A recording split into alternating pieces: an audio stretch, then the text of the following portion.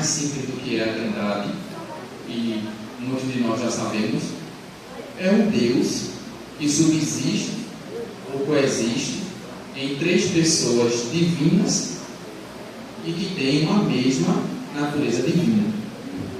De todas as formas que nós temos para ilustrar isso, uma que talvez assim seja bem mais simples, né, bem mais prática, é quando você pega três pessoas, né, podemos aproveitar até o ensejo.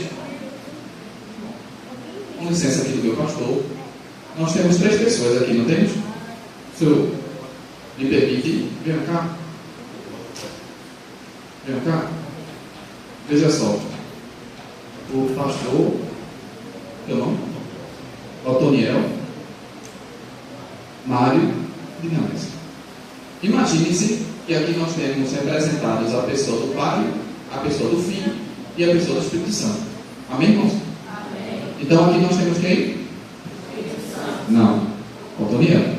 Mas ele está representado, né? A pessoa do Espírito Santo. Vocês entenderam, né? Então, é uma representação, né? Eles não deixaram de ser as pessoas que são. Veja, o pastor do Namésio é diferente do pastor Mário, que é diferente do pastor Daniel. Sim ou não? Não são a mesma pessoa. São pessoas diferentes. Sim ou não? Tem quantas pessoas aqui? 3 pessoas. Mas eles compartilham de quantas naturezas? O pastor do Namésio é mais humano do que o pastor. É mais humano do que o pastor Mário? O pastor Mário é mais humano do que o pastor do Namésio? E o pastor Daniel é mais humano do que os outros dois? Todos têm a mesma humanidade, sim ou não? Nenhum é mais nem menos humano. São 3 pessoas diferentes, mas que têm a mesma natureza. E no caso aqui, a natureza humana. Dessa forma, é uma humanidade, mas são 3 pessoas distintas entre si. Mas o que um tem de humano, o outro tem de humano também. Não diminui nem varia em grau nenhum. Os irmãos entendem? Diga amém. Grande será o galardão no céu. Olha, eu posso ficar assim? Não, obrigado. Então veja, é uma ilustração um pouco imperfeita para representar a Trindade. Por quê? Porque no caso da humanidade existem, hoje calcula-se mais de 8 bilhões de pessoas, não é? Então, em termos de pessoas humanas, existem bilhões de pessoas diferentes entre si, mas que ainda têm a mesma humanidade. E por que imperfeita? Porque não dá para traduzir a divindade, porque a divindade sempre será apenas 3 pessoas. A ilustração chega mais próximo da gente entender a diferença de pessoas que compartilham a mesma natureza. Mas a quantidade não traduz a realidade, porque a quantidade de humanos, de pessoas humanas que podem ter, vai para a casa dos bilhões. Mas a quantidade de pessoas divinas que existem são e sempre será apenas 3. Então só há uma pessoa do Pai que é diferente da pessoa do Filho e que é diferente da pessoa do Espírito Santo. Então são 3 pessoas distintas e divinas, mas que compartilham da mesma natureza. E essa natureza ela é divina. E é particular, os irmãos entenderam? E é particular da natureza divina ser onipotente, onisciente e onipresente. Existem outros atributos, mas vamos ficar só com esses 3 para a gente ganhar tempo. É particular da natureza divina ter esses atributos que só Deus tem. O ser humano, nem os anjos, sabem de todas as coisas, estão em todos os lugares e podem tudo. Não, só Deus é quem pode. Só que a onipotência, a onisciência e a onipresença, esses atributos que só a divindade tem, é da divindade no que diz respeito à sua natureza e não no que diz respeito às personalidades, ou seja, às pessoas. Por que isso é importante? Você vai entender. Não é assim. O Pai tem uma onipotência diferente da onipotência do Filho, diferente da onipotência do Espírito Santo. Não é assim. Não existem 3 onipotências, nem 3 onisciências, nem 3 onipresenças. Mas só há uma onipotência, uma onisciência e uma onipresença. E esta onipotência, onisciência e onipresença, que é única, ela é da natureza divina. E como cada uma das pessoas divinas compartilham da mesma natureza, então cada pessoa divina é onipotente, onisciente e onipresente. Mas não são onipotente, onisciente e onipresente, porque cada uma tem uma. Os irmãos entendem? mas sim porque cada uma tem a mesma natureza, que é sempre onipotente, onisciente, onipresente. Os irmãos entendem isso? Por que isso é importante? Porque você vai ver na lição, umas lições à frente, quando estiver falando sobre a pessoa do Filho, que vai dizer que ele se esvaziou. Inclusive, isso foi tema de outra lição, né? E é comum as pessoas confundirem no que diz respeito ao esvaziamento de Jesus. Mas Jesus se esvaziou do quê? Da divindade? Do uso do atributo da divindade? Ou foi do quê? Perceba, Jesus nem poderia se esvaziar da própria divindade, porque isso implicaria dizer que ele deixou de ser Deus, e ele nunca deixaria de ser Deus. Tampouco Jesus poderia ter se esvaziado do uso do atributo da divindade. Por quê? E parece até, veja, do jeito que se coloca, parece até verdadeiro. Ele não se esvaziou da divindade, mas ele se esvaziou do uso do atributo da divindade. Ou seja, ele era Deus, onipotente, onisciente e onipresente, mas ele deixou de ser onisciente, onipotente e onipresente enquanto encarnou. Não, veja, dizer isso é tão errado quanto dizer que ele deixou de ser onipotente, onisciente e onipresente. Por quê? Porque a onipotência, onisciência e onipresença em Cristo não é dele diferente da do Pai e da do Espírito Santo, mas é da natureza divina que ele tinha em comum com o Pai e com o Filho. Então ele não tinha uma onipotência, uma onisciência, uma onipresença, de só que ele podia deixar dele, esvaziar-se da dele. O Pai fica com a dele, o Espírito fica com a dele, e o Filho se esvazia sem dele. Não. Se é a mesma natureza que compartilha dos mesmos atributos, uma das pessoas divinas não poderiam deixar de se esvaziar de um desses atributos. Então Jesus esvaziou-se de quê? E aqui eu queria aproveitar nesse tempo para tentar falar algumas particularidades de cada pessoa e aí trazer uma aplicação bem prática, né? Para os irmãos poderem inclusive usar nas suas aulas, né? Usarem quando estiverem estudando a lição nesse próximo trimestre. Se Jesus, irmãos, não se esvaziou da divindade e nem se esvaziou do uso do atributo da divindade, porque ele nunca deixou de ser Deus e nunca deixará de ser Deus, ele se esvaziou de quê? Aí você vai lá para Filipenses, por gentileza, capítulo 2, versículo número 5 ao versículo número 11. E aí, para a gente ganhar tempo, me permita, né? Vai dizer que Paulo diz assim: tem em vós o mesmo sentimento que houve também em Cristo Jesus, o qual, sendo Deus, não teve por usurpação de ser igual a Deus. Antes, algumas versões dizem aniquilou-se. Eu, particularmente, prefiro a versão que diz esvaziou-se, porque aniquilar dá uma ideia de se desfazer, né? Ele simplesmente se esvaziou de algo, mas ele não deixou de ser quem ele é, tá? Antes, esvaziou-se, né? Tomando a forma de servo, a semelhança de homens, e achado em forma humana, foi obediente até a morte e morte de cruz, pela qual Deus o exaltou soberanamente, dando nome acima de todo nome, nome este sobre o qual todo joelho se dobrará, no céu, na terra e embaixo da terra, para que todos confessem que Jesus é Senhor, para a glória de Deus Pai. Paulo está dizendo que no céu os anjos se dobram no nome de Jesus, na terra os homens se dobram perante o nome de Jesus, e embaixo da terra referência até os demônios. Até os demônios se curvam perante o nome de Jesus. Mas o que Paulo quer dizer sobre se esvaziar da sua forma de Deus, passando pela forma de servo e chegando à forma de homem? Então, somente posição. Então, Jesus nem se esvaziou da divindade, ele não deixou de ser Deus, nem se esvaziou do uso do atributo desta divindade, porque, como eu disse e eu repito, o atributo ele é da natureza, e uma vez que ele compartilha da mesma natureza que as outras pessoas, ele não tinha um atributo só dele para ele se esvaziar. Então ele se esvaziou de quê? Da posição de Deus.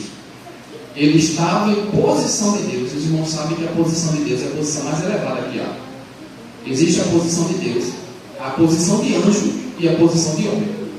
O ser humano ele está na mais inferior das posições, em termos de hierarquia. Deus ele está na mais elevada posição, o anjo na posição intermediária e o homem na posição, o ser humano na posição inferior. Paulo está dizendo, com base em Filipenses capítulo 2, versículos 5 a 11, que Jesus esvaziou-se da posição de Deus e desceu até a mais baixa das posições, que é a posição de servo. de homem, desculpe. Ele saiu da posição de Deus para a posição de homem. Mas aí Paulo dá o detalhe que para passar para a posição de homem, ele passou pela posição de servo. Isso é interessante. Paulo não fala da posição de anjo, mas fala da posição de servo. Por quê? Porque, assim como você, quem está lá fora com a vida entregue aos pecados e os prazeres do mundo, não deixa de ser ser humano. Quem está fora de Cristo é tão ser humano quanto quem está em Cristo. Quem tem seu nome escrito no livro da Bíblia como salvo é tão ser humano quanto aquele que não tem. Aquele que vai para o céu é tão ser humano quanto aquele que não vai para o céu. Mas qual é a diferença, irmão, de você que está aqui e daquele que está lá fora? É que você é servo. Quem está lá fora, quem não tem o Espírito Santo de Deus na vida, quem não tem o nome escrito no livro da vida, quem não é salvo em Cristo, não é servo como você é servo. Então Jesus desce da posição de Deus para a posição de homem para mostrar que, passando pela posição de servo, nós devemos ser também servos. Porque servo é uma posição mais excelente do que a posição de homem. Mas Jesus não esvaziou-se da sua divindade, nem do uso do atributo da sua divindade.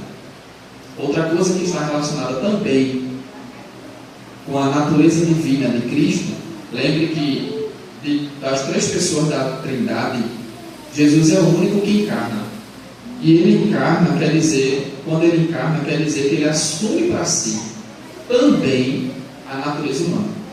A natureza divina em Cristo, na pessoa de Cristo, assume a natureza humana. E aí Jesus é a única pessoa que tem duas naturezas. Ele tem a natureza divina da pessoa divina, que ele sempre é e nunca deixará de ser. Mas quando encarnou, ele assumiu também a segunda natureza, que é a natureza humana. De forma que é correto dizer que Jesus é Deus e homem. Ele é tanto divino quanto é humano. Ele nem é mais divino nem menos humano. Ele é totalmente, plenamente, perfeitamente, integralmente divino e humano. Só que o que é interessante aqui é que Jesus não passou a ser uma pessoa humana quando encarnou. Ele continua sendo uma pessoa divina, mas com duas naturezas, uma humana e uma divina. E em virtude da natureza divina que Jesus tem sempre, e os irmãos sabem que a natureza divina ela é impecável, e não é só impecável no sentido de perfeição, é impecável no sentido estrito da palavra mesmo. Ele não pode pecar. Se há alguma coisa que Deus não possa, Deus não pode pecar. É uma limitação da sua própria natureza, e nós não temos dificuldade de dizer isso. Veja, Deus ele pode todas as coisas. Nós falamos dos atributos da onisciência, da onipotência e da onipresença. Pegando o atributo da onipotência em particular, a gente pode voltar para os outros atributos daqui a pouco, mas o atributo da onipotência, ele não é muito bem definido por nós, viu? É comum a gente dizer assim, Deus pode todas as coisas. Isso não é verdade. Porque a Bíblia deixa claro que existem coisas que Deus não pode. E nós não temos problema nenhum de dizer isso, porque a Bíblia diz isso. Paulo, escrevendo inspirado por Deus, diz que é impossível que Deus minta. Deus não pode pecar e Deus não pode mentir. Não é uma coisa que ele não queira fazer, entenda, veja. Eu não queria servir um Deus que pudesse pecar, mas não quisesse. Veja, eu não queria servir esse Deus. Ele pode pecar a qualquer momento, mas ele não quer. Veja, eu não sei qual é a concepção de Deus que as pessoas têm por aí, mas esse não é o Deus da Bíblia. Ele não pode, é uma limitação da sua santa natureza. Ele não pode pecar. Ele é impecável. Ele não peca. E se a divindade é impecável, e a natureza do Pai é assim, a do Filho é assim, a do Espírito Santo é assim, então Jesus ele é impecável. Ele não pode pecar. Ele não só não pecou, ele jamais poderia ter pecado. Então a onipotência, na verdade, não é só dizer que Deus não pode, Deus pode tudo, não. Mas é dizer que Deus pode todas as coisas, vírgula, aquelas que estão de acordo com a sua santa natureza. Pecar está de acordo com a sua santa natureza? Não, então ele não pode. Mentir está relacionado com a sua santa natureza? Não. Então ele não pode mentir. Deus não pode pecar. Então Jesus não podia, como não pode pecar. E aí entra uma questão interessante. Porque o capítulo 4 de Mateus, logo o capítulo depois do que a gente leu, aparece um problema. Ora, se ele não podia pecar, como foi que ele foi tentado? Aí alguém vai dizer assim, pastor, não, olha, ele não podia pecar, mas a tentação que foi Satanás quem fez, Satanás não sabia que ele era Deus e que ele não podia pecar. Entendeu? Satanás não sabia. Então, Satanás foi tentar ele, né, pensando que ele pudesse pecar, mas Satanás não sabia que ele era Deus e não podia pecar. Isso é um problema, porque você deve lembrar que quando Jesus nasceu, uma hoste de anjos cantaram, louvaram o nascimento do Deus Filho encarnado. Então Satanás, que é o anjo, sabia. Olha, Satanás sabe mais sobre Jesus do que a gente tudo junto. Juntaram a gente tudo junto assim. Satanás sabe mais e sabe bem, viu? É só mais, sabe bem. Do que muito, viu? Daqui não, pastor, daqui não. Mas por aí que não sabe direito. Satanás sabia. Então, e aí deixa eu piorar ainda a situação. Satanás não só sabia que Jesus era Deus e não podia pecar, como Satanás também tenta Jesus nas suas piores formas de tentação que qualquer homem poderia sofrer. Se você ver, por exemplo, João, 1 de João capítulo 2, o versículo 16, 1 de João 2, 16, João vai contar 3 áreas da vida humana que todo mundo é tentado. 3 áreas da vida humana que todo mundo é tentado: a concupiscência da carne, a concupiscência dos olhos e a soberba da vida. Concupiscência aqui é desejo, né? As versões mais atuais traduzem como desejo. Desejo da carne, desejo dos olhos e soberba da vida. É bom que se diga que Jesus foi tentado em todas essas 3 áreas da vida humana. Detalhe, não há tentação que você venha sofrer que não está relacionada nessas 3 áreas. Qualquer tentação que você já passou, que você passa, ou que você venha passar, ela se enquadra em uma dessas 3 áreas. Ou ela é um desejo da carne, ou ela é um desejo dos olhos, ou ela é da soberba da vida. Qualquer tentação é uma dessas. E Satanás tentou Jesus nessas 3 áreas da vida. Professor, é o costume, né? Irmão, Jesus não podia pecar. Como é que Satanás tenta ele no desejo da carne? E aí eu queria aproveitar o ensejo aqui. Olha, você que vai dar aula na escola dominical próximo trimestre, eu digo isso para os meus alunos.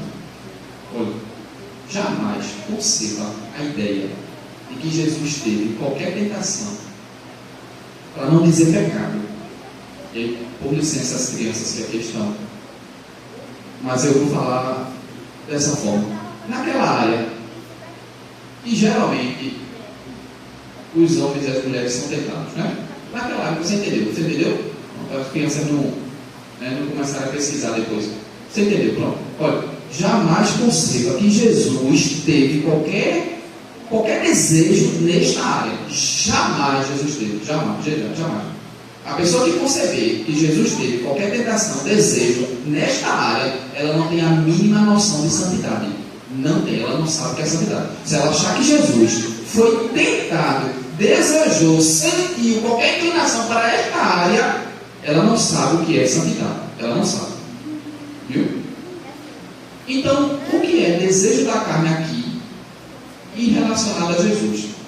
E aí entenda que carne aqui não é só carne no sentido sexual. É carne no sentido de alimento. É carne no sentido de vestimenta. É tudo que está relacionado com esse corpo físico.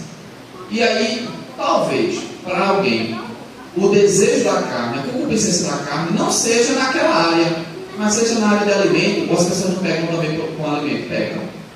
Glutonaria, tem um nome para isso. Pegam na questão da vestimenta. Uns de mais, né? Uns de menos, né? Ó misericórdia. Mas pegam. Então, a concupiscência da carne, ela não é só na área sexual. É na área de alimento.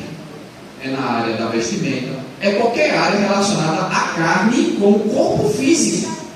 E é evidente que Jesus não foi tentado na área sexual. Mas ele foi tentado em que área? Transforma essa pedra em pão. Mateus capítulo 4. Primeira área da vida humana que Jesus foi tentado: desejo ou concupiscência da carne.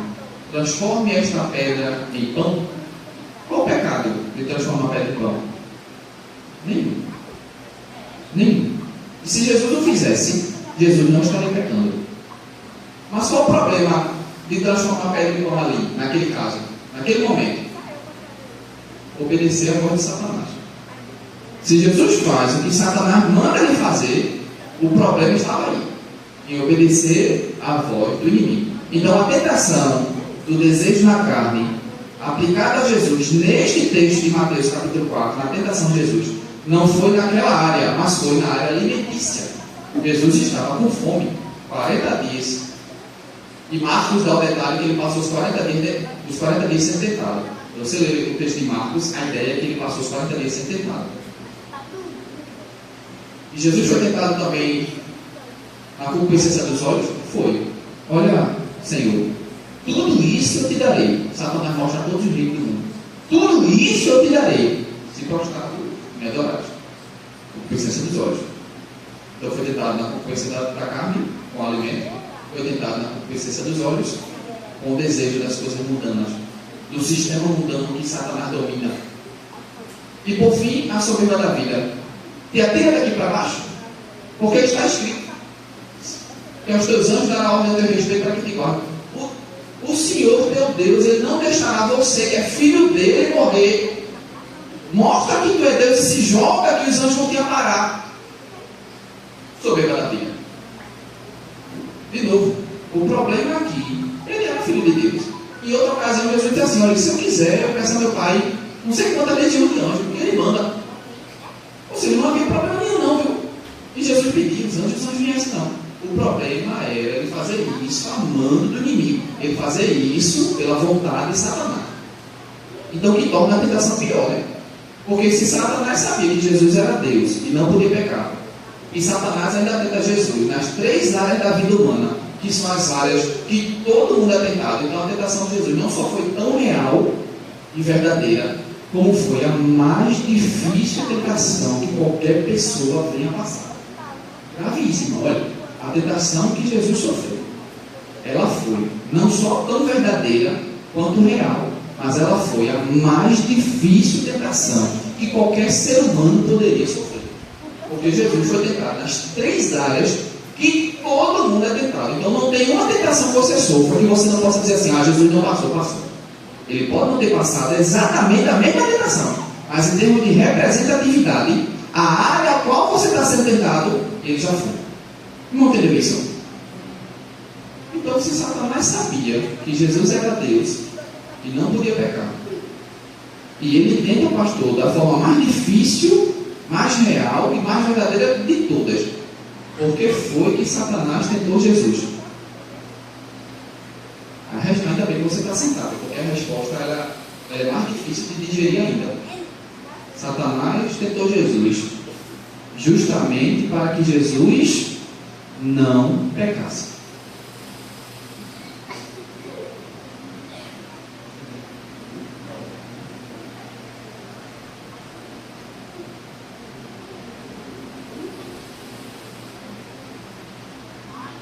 Satanás tentou Jesus justamente para que Jesus não pecasse, porque Jesus realmente não poderia pecar. E Satanás sabia. Então Satanás, me permita a licença da palavra, não ia fazer papel de abestalhado e tentar Jesus para que Jesus pecasse, se Jesus não podia pecar. Ainda mais Satanás sabendo. Então Satanás tenta Jesus justamente para que Jesus não pecasse. E aí, um parênteses, é que nós que temos a natureza caída, a natureza pecaminosa, estamos sempre habituados com um tipo de tentação para pecar. Na verdade, a nossa tentação sempre é para pecar. Em nós, a tentação sempre é, seja pela nossa própria carne, seja pelo Satanás, seja pelo mundo. A nossa tentação sempre é para pecar.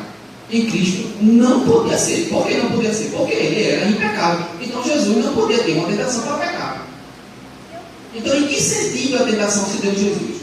A tentação em Jesus foi para obedecer à voz do inimigo, para fazer a vontade do inimigo. E preste atenção, se Jesus faz a vontade do inimigo, se Jesus obedece ao inimigo ali, a vontade que Jesus veio fazer não tinha sido mais a de Deus.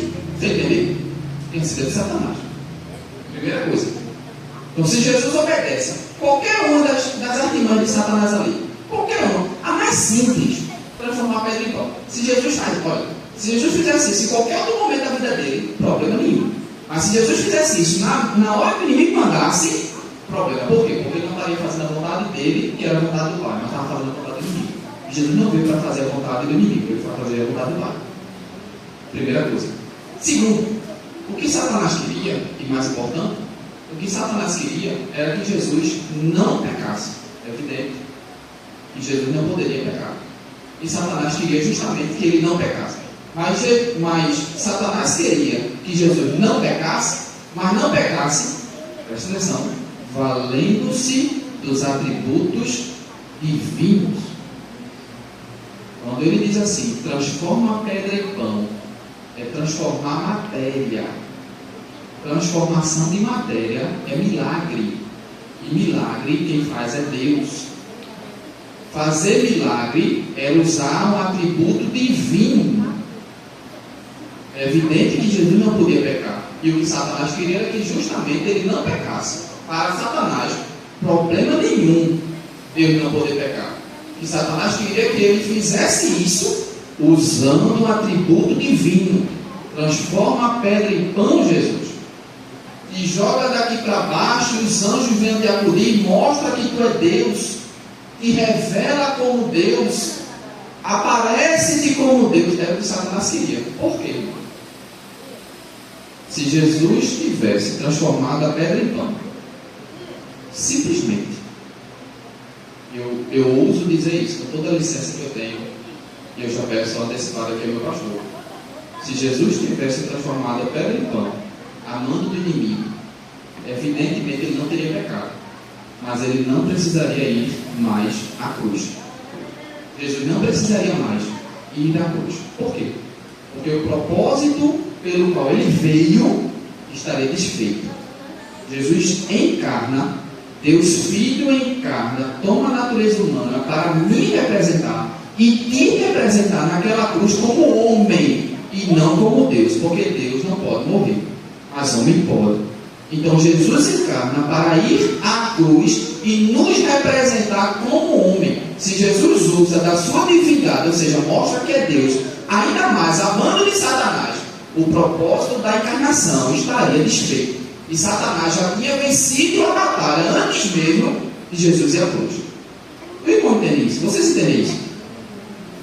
Por isso que o problema da tentação de Jesus não era para que Jesus pecasse, porque ele não poderia pecar. E Satanás sabia, e o que Satanás queria era que justamente ele não pecasse, mas que não pecasse usando a divindade. Se ele usa a divindade, pronto, o propósito da encarnação está desfeito. Não é mais um homem que está aqui para representar a humanidade, agora é Deus. Então para que ir à cruz? Satanás já teria vencido. Mas o meu Jesus, olha, Jesus sabe trabalhar. Como Jesus sabe trabalhar. Jesus nem obedece à ordem do inimigo. Ele não usa em momento nenhum a sua divindade. Se era para transformar a pedra em pão, se era para se atirar do penhasco, em momento nenhum ele usou da sua divindade. Então, além dele não obedecer ao inimigo, ele venceu a tentação. Venceu. E bastava, veja, bastava que Jesus tivesse feito isso, vencido a tentação. Mas para deixar um exemplo para mim e para você, Jesus não só venceu a tentação, não fazendo a vontade de Satanás, mas Jesus venceu a tentação como qualquer homem poderia vencer. Eu vou repetir porque você precisa gravar isso. Jesus venceu a tentação, não como Deus, que era o que Satanás queria, viu? Mas Jesus venceu a tentação como homem, mostrando para mim e para você que qualquer ser humano tem capacidade de vencer tentação. Não, olha, alguém vai dizer assim, não, ele só venceu a tentação porque ele era Deus. Não, Ele era Deus, mas ele não venceu a tentação como Deus, ele venceu a tentação como homem. Porque se ele vencesse a tentação como Deus, Satanás ganhava. Então ele, além de não vencer a tentação como Deus, anulando o inimigo, e aí venceu a tentação em relação ao inimigo, ele deixou para mim e para você a máxima lição de que qualquer um de nós, como homens, como ser humano, podemos sim vencer as tentações. Seja lá qual seja, viu? Qualquer tentação, porque eu já lhe disse, e seja lá qual for a tentação que você sofra, em Cristo, representativamente, ele já passou. Qualquer tentação que a gente venha passar, representativamente ele passou. E se Jesus venceu todas as tentações, representativamente, mas todas as tentações como homem, então todos nós, como seres humanos, podemos vencer qualquer tentação. Paulo diz assim: olha, você nunca vai ser tentado acima das suas forças, não haverá tentação sobre-humana, mas Deus sempre providenciará um escape. E sorte, irmão, você não pode dizer, vamos chegar lá em cima, que eu creio que a gente vai se encontrar lá em cima. Você diz assim: olha Deus, naquele dia eu escorreguei, sabe? Aquele dia que eu caí assim, foi porque eu não aguentei, entendeu? Foi porque assim, foi demais, entendeu? Foi porque não deu para resistir. Não, olha, você sempre vai ter a capacidade de vencer a tentação. Sempre. Não como Deus, mas como ser humano. Porque Jesus venceu a maior das tentações como ser humano. E como foi? Com os recursos. Olha, meu Deus do céu. Entenda isso aqui, ó. Pelo amor de Deus, entenda isso aqui. Jesus venceu a tentação, não como Deus, mas como homem, utilizando os recursos, ferramentas e instrumentos que Deus deixou para todos os seres humanos vencerem qualquer tentação. Palavra, jejum e oração. Exercite, irmão, a palavra de Deus. Leia, medite, estude, viva ela, viva a palavra de Deus. E você vai ver se você vai cair na tentação. Olha, mas ore mesmo assim, sabe? E você vai ver se você vai cair na tentação. Mas jejum mesmo assim, ao ponto de você sentir bem pertinho de você, assim. E você entender que não é o alimento, o alimento que você necessita, mas é Deus de quem você necessita. Exercite o jejum, a piedade, a santificação, as disciplinas espirituais dessa forma. Exercite dessa forma. E aí você vai ver se você vai cair em tentação.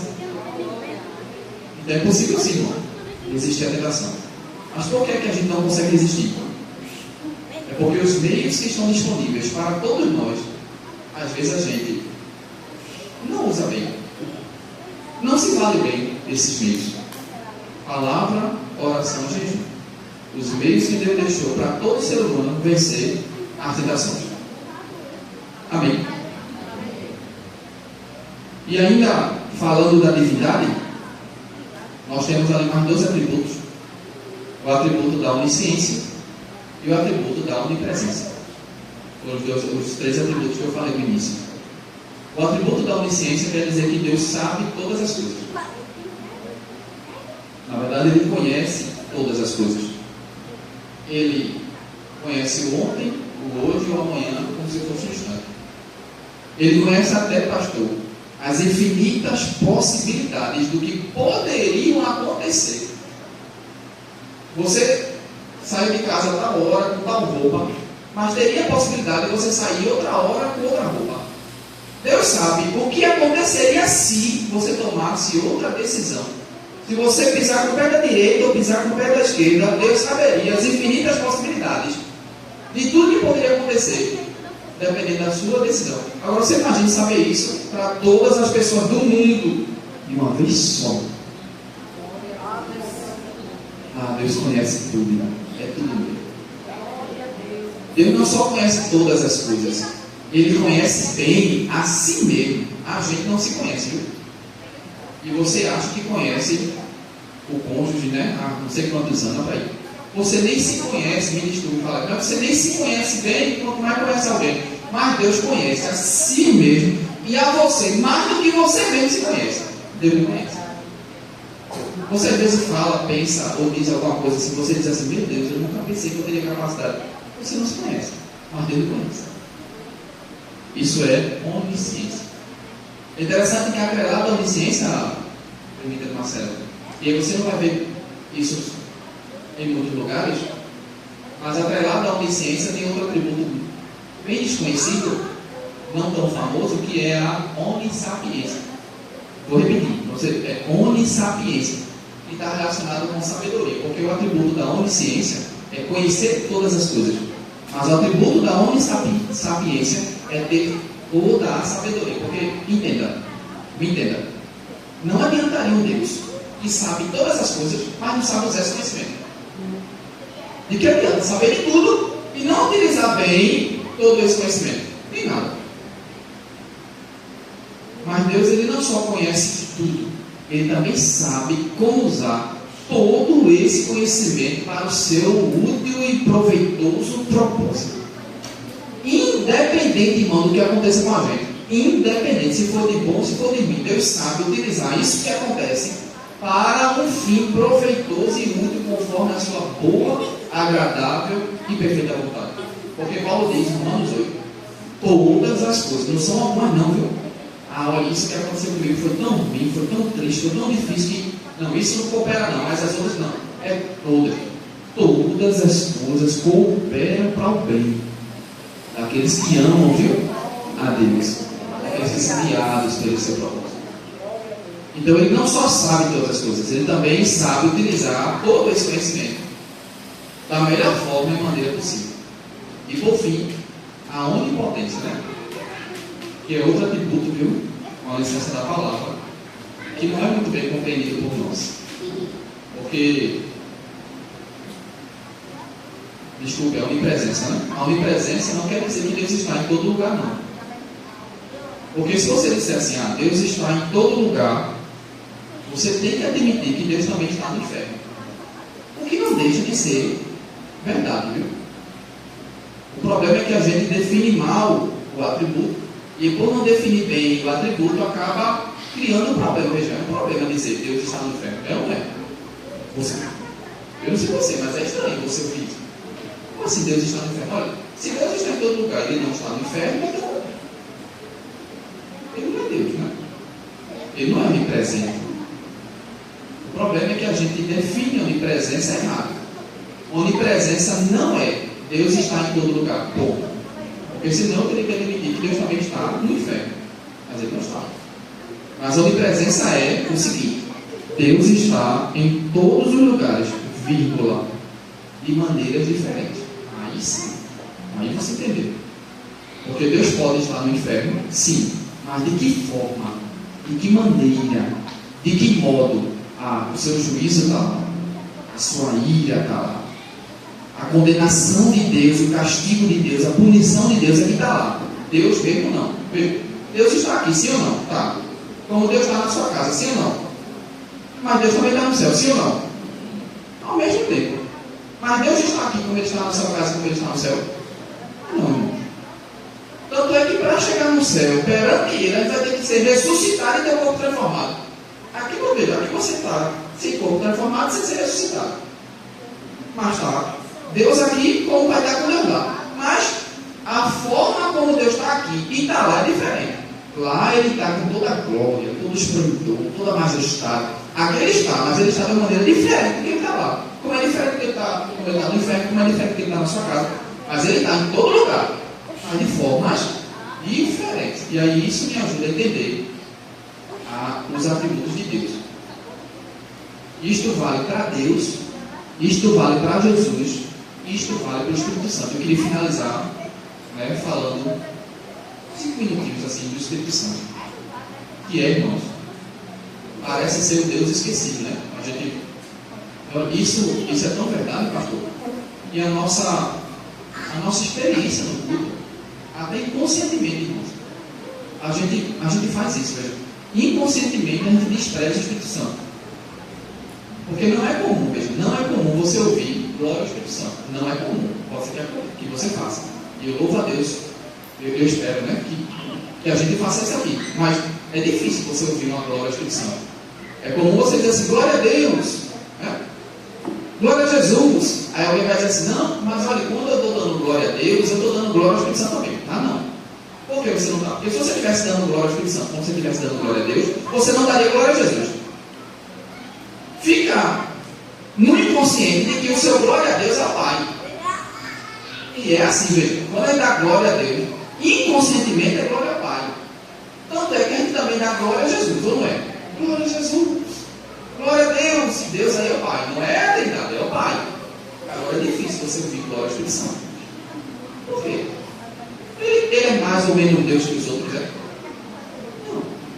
Ele é tanto Deus, quanto Deus é os outros. E digo mais, não?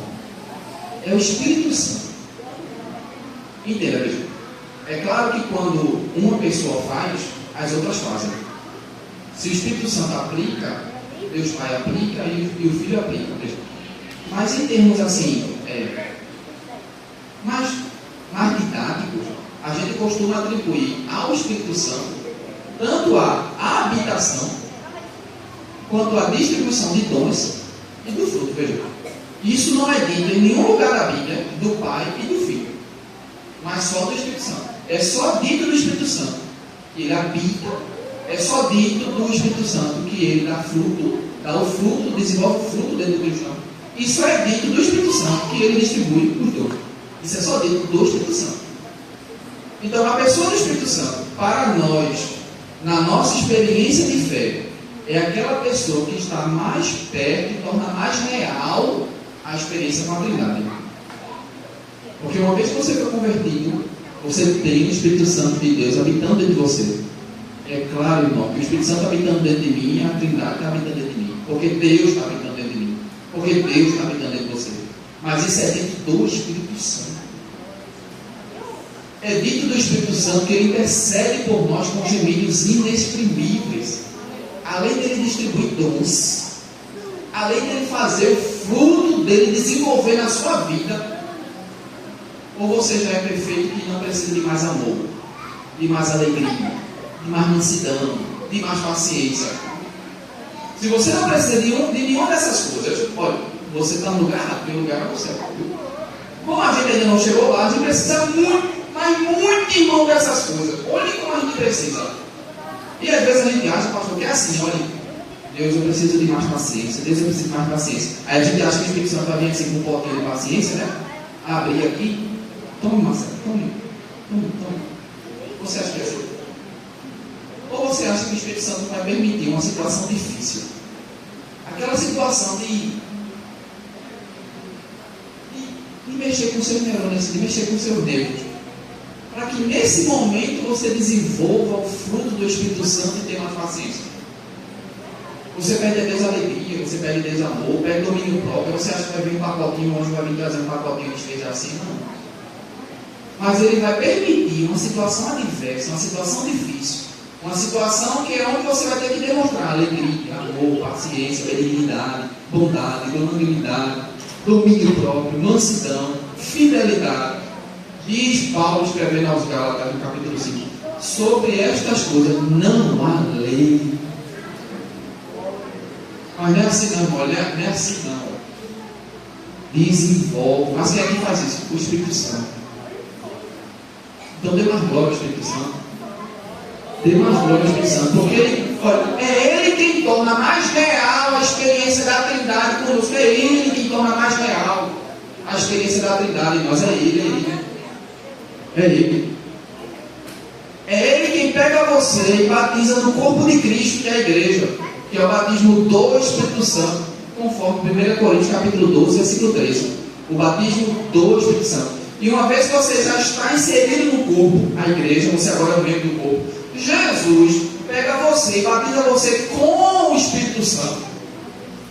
Veja que o Espírito Santo batiza você, Jesus batiza você no Espírito Santo. O Espírito Santo ele é tão importante quanto é o Pai e é o Filho. E às vezes, irmãos, a gente esquece do Espírito Santo. Não esqueça do Espírito Santo. Jamais esqueça do Espírito Santo.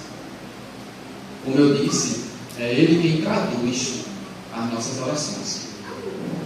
Se não fosse o Espírito Santo, me permita, pastor, eu vou encerrar com isso. Se não fosse o Espírito Santo e chegasse na presença de Deus e dissesse assim, vou conjecturar, eu me permito. Se não fosse o Espírito Santo chegasse na presença de Deus e dissesse assim: Pai, isso aí que Jean chama de oração, Pai, na verdade o que ele quer dizer é isso. O Senhor perdoe, porque ele não sabe colocar as palavras, ele não sabe, às vezes não tem nem palavras, Pai, só lágrima no olho dele, mas na verdade o que ele quer dizer, Pai, com isso que ele chama de oração, e eu não sou eu que estou dizendo, não é Paulo, viu? Nós não sabemos orar como convém, nós não sabemos orar.